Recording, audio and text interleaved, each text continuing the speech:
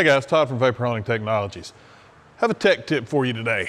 We've had several customers call recently talking about this mist that's blowing up inside their machine. One of the things that can cause this mist is actually in the blast gun itself. Inside the blast gun, if you take this tip off the end, this is the air jet down on the inside here.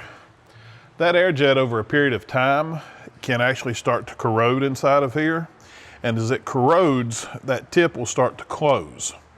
If that tip closes off, you're basically pushing so much pressure through there that you're atomizing the water, which is causing that mist inside the cabinet that's making it hard for you to see. These are fairly simple to change out.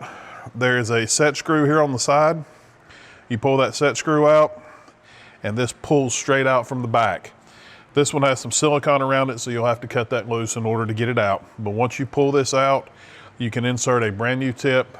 They're about $25 for a new tip. It is something as far as preventative maintenance. Probably every 6 months or so, you should want to take this off and check just to see what that looks like. This one is fairly new, so it's in great shape. But that's our tech tip for today. Thanks for watching.